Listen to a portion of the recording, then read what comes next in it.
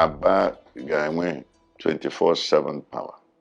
Provided na anyị nwere gas within the next 2 weeks. Oge President Obasanjo batara n'ọrụ, o wee chọọ ka alụọ power line bido na Shiroro wee rute Abuja. Ọ chọọ ka Abuja nwee ọkụ ọsịsọ, wee chọọ company ga-arịa anya wee tinye akwụkwọ na anyị ga-arụ nwe.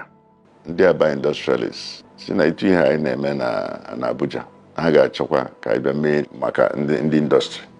President World Bank Wolfenson na Minister of Finance Dr. Ngozi Okonjo-Iweala wee bịa arịarịa asị ndị arịarịa kedu ihe kachacha ihe niile a ga-ebe emeela ha na-emepụtazi ngwaahịa ha ọfụma si na ọkụ. Ije ka ịlụ power plant, obodo ga-enye gị sovereign guarantee. Inye sovereign guarantee bụ na ọ ga-abanyezi n'akwụkwọ gọọmenti a na-akpọ balance sheet, and na ha ma mmenwu ya wee sị oke tinye anyị territory. President Obasanjo wee nye anyị Aba. Anyị chere na Aba dị mma maka na o nwere gas dị nso n'ebe a. O teela anyị nọ na-eche gas kemgbe August last year.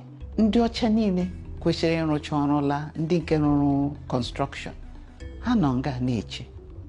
Ndị nke kwesịrị ime operation and maintenance abịa join ha. And onye ọbụla nọ nga a na-akwụ ya in dollars per day nga anyị na-eche gas. So akọrọla elu akọrọla ala, then ndị arụrụ ala abịa tige ke ha. But at the end of the day, Chineke nna weze anyị enwe n'ọkụ, anyị testele ya, turbine na work. Ihe a na-enweta kịta bụ 10 megawatt abụọ na ise. Anyị nwere machine na ịtọ ya bụ turbine. Ofu turbine na-arụ ọrụ ọ ga-enye 47 megawatts. Ọ ga-double ihe anyị na-enweta kịta.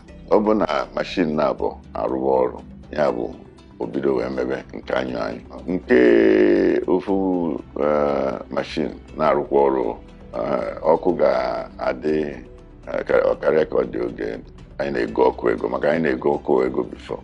Tupu izu ụka ịtọ anyị ga-etinye nke ịbụọ na ọ bụkwa na gas ahụ dị. Mana gas anyị needere the quantity, ọ ya wee ihe anyị ka na-agba mbọ ka anyị mara otu anyị ga-esi nwezuo that quantity ga-emezuru anyị at least 2 turbines, not just one. This one fine, but anyị chọrọ at least 2 turbines ka ọ na-arụ ọrụ.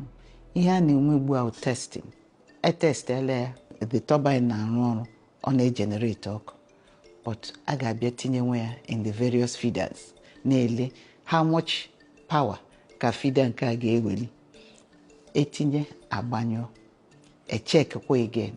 So testing ahụ ọ ya nwe ihe ga-ewe oge. Ihe anyị mere ebe a ji wee dị iche na nke ndị ọzọ bụ na anyị nwere company na-ekesa ọkụ business to customer, nwekwa nke na-ewepụta ọkụ a ọ ga na-eresi ọkụ na-eresi company nke a na-ekesa ọkụ, then na-eresakwa nke fọdụ dịka excess tinye na national grid a na-eresa obodo Nigeria. Ọ ga-enye ọkụ na local gọọmenti itoolu, ọ ga-enye ọkụ na Aba North, Aba South, Isiala Ngwa North and South, Obingwa, Osisiọma, Ugwu na Agbọ, rụkwa East and West. Ụgwọ ndị mmadụ ga-akwụ maka ọkụ dị iche iche. Ụlọ ọrụ a na-akpọ NERC, Nigerian Electricity Regulatory Commission, ọ ha nwa na-ekwu ego ole nwere ike ime ka ndị mmadụ kwụọ.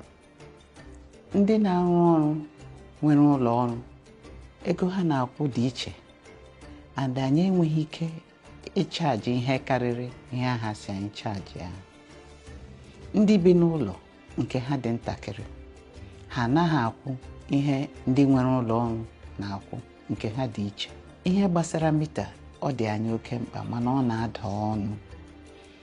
kemgbe anyị bidoro anyị na ndị mita manufacturing company 6 akpaala otu a ga-esi na-etinye mita n'Aba.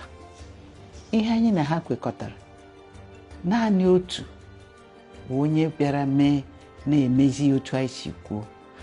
Price ha adaliela elu maka naira and dollar. So arịrịọ ka anyị na-arịọ ha ka ha nyere anyị aka ka anyị tinye ọkụ a, whatever the price is, ka anyị na ha kpebie ya, ha ga-etinyere ya ndị Aba. Ọ bụrụ na ndị ahụ bi n'ụlọ, ma ndị nke na-arụ ọrụ ma ọrụ bekee ma ndị nke nwere biznes nke ha, ụlọ ọrụ ha, ọ bụrụ na ha jisi ike na-etinye anyị otu ha si eyuzu electricity, ọ ga-enyere ha aka. Onye pụwa n'ụtụtụ ya agbanyụ ọkụ, onye tinye water heater ya agbanyụọ ya, except mgbe ọ chọrọ ịga saa ahụ 5-10 minutes to ya agbega ya. Otherwise, ha ga na-emefu ọkụ